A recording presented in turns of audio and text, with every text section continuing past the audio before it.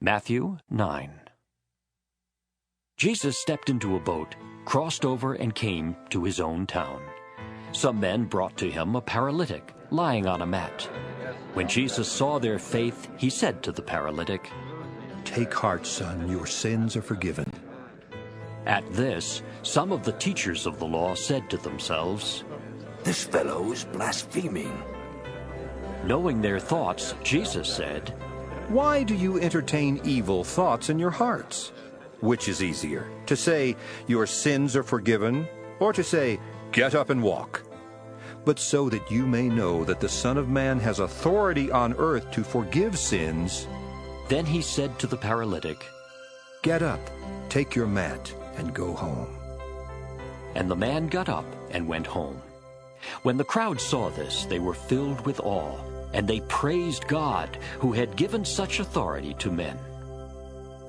As Jesus went on from there, he saw a man named Matthew sitting at the tax collector's booth. "Follow me," he told him, and Matthew got up and followed him. While Jesus was having dinner at Matthew's house, many tax collectors and sinners came and ate with him and his disciples. When the Pharisees saw this, they asked his disciples, "Why does your teacher eat with tax collectors and sinners?" On hearing this, Jesus said, "It is not the healthy who need a doctor, but the sick. But go and learn what this means. I desire mercy, not sacrifice. For I have not come to call the righteous, but sinners." Then John's disciples came and asked him, "How is it that we and the Pharisees fast, but your disciples do not fast?" Jesus answered, How can the guests of the bridegroom mourn while he is with them? The time will come when the bridegroom will be taken from them. Then they will fast. No one sews a patch of unshrunk cloth on an old garment, for the patch will pull away from the garment, making the tear worse. Neither do men pour new wine into old wineskins. If they do, the skins will burst, the wine will run out, and the wineskins will be ruined. No, they pour new wine into new wineskins, and both are preserved. While he was saying this, a ruler came and knelt before him and said, "My daughter has just died, but come and put your hand on her, and she will live." Jesus got up and went with him, and so did his disciples. Just then, a woman who had been subject to bleeding for 12 years came up behind him and touched the edge of his cloak.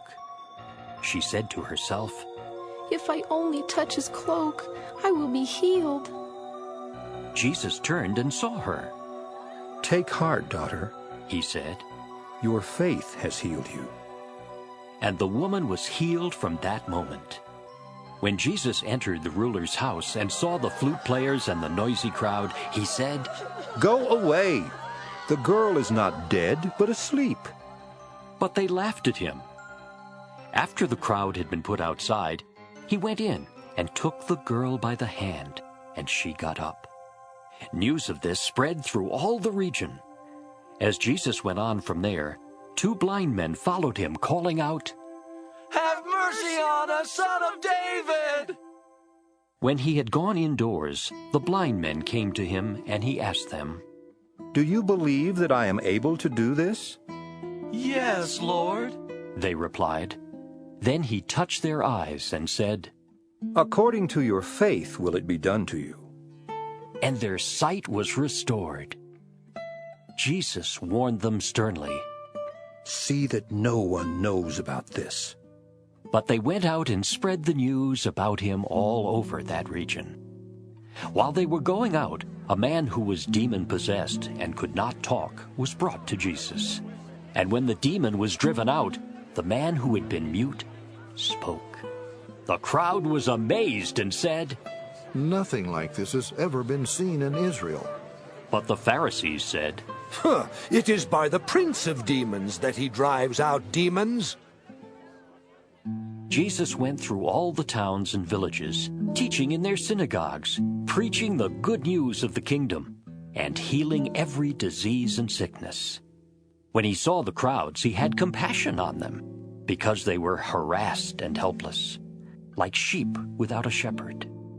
Then he said to his disciples, The harvest is plentiful, but the workers are few.